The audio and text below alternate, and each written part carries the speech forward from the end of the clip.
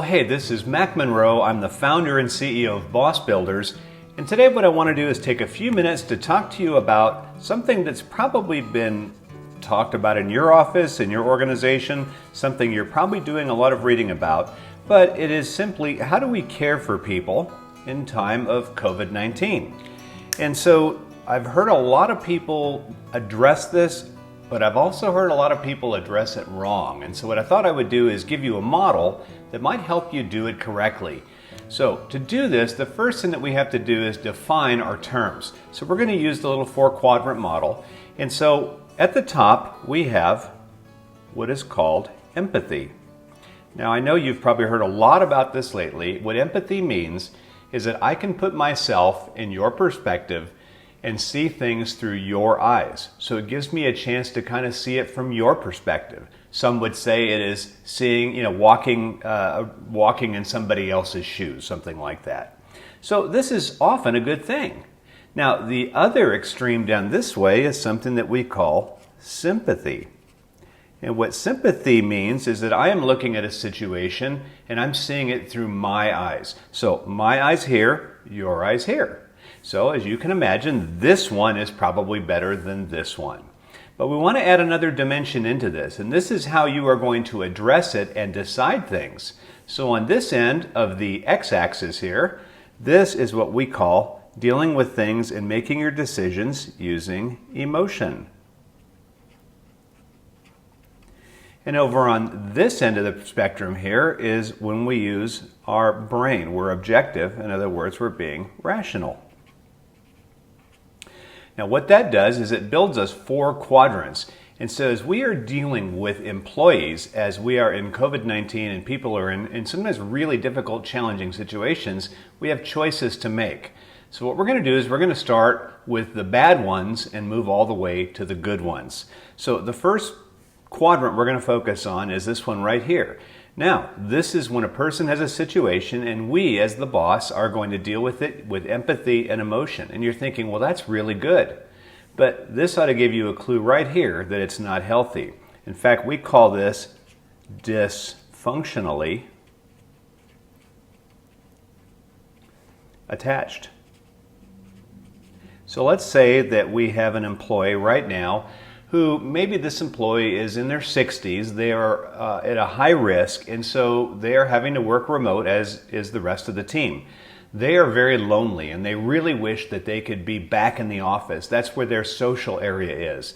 But you know that it's a risk to have them there, but because you feel so sorry for them, you feel so bad for them, you are going to go ahead and let them come into the office, putting them at risk. So again, you're seeing it through their eyes, but you're making your decision emotionally. And so you are going to be dysfunctionally attached. I've heard of managers who struggle because they feel like their employees are struggling, so they take away all their responsibilities and the manager assumes those. That's the burden you carry. That's not healthy. Perspective number 2 is down here. Now this is where you're looking at a situation through your own eyes, sympathy, but you're dealing with it emotionally. So this could be the equivalent as when you're sitting at home and you're watching TV and the commercial comes on for the ASPCA and you look at those sick and starving animals and you think, man, that's awful, that's terrible. I sure wish somebody would send some money to those people. So again, you are sympathetic, you see it through your own eyes, and what you're doing here is you're processing emotionally, which means you're showing pity. But because you're seeing it through your own eyes, you're not doing anything about it.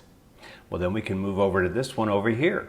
Now, this is where we are dealing with things rationally and also seeing it through our own eyes.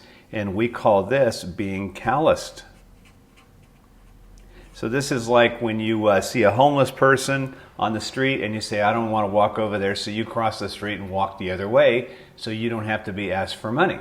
You're rational and you're sympathetic, but you're not empathetic. Well, that leaves us with probably the best perspective. And this is where we are properly balanced. And here, we are looking at things through somebody else's eyes, but we're able to deal with it rationally. So let's take the employee from over here that was lonely and wanted to come to work, but could be at high risk. So we might address that employee here. We might say, Sally, you know, I understand that you're lonely and you miss the office and you miss being with all of us here. But here's the deal. You are actually at high risk right now, and we really need you right now to work from home. And what we will do is make extra effort to reach out to you, to engage with you, and when you come back to work, we're going to have a big celebration. I hear you, I see you, but right now I have to make this decision. So we're being rational. We're not being sucked into the emotion. And really, this is the best place for us to be. Right now, if you have employees who are struggling, and if you're watching this, you probably do, it's important that we see things through their eyes, but we can't let that part of it get us to this place, because we can't afford this right now. We have a responsibility to our team, but also to our organization. So the key here is properly balanced, the right balance of empathy and being rational. Do that and you'll make much better decisions. Hope that helps.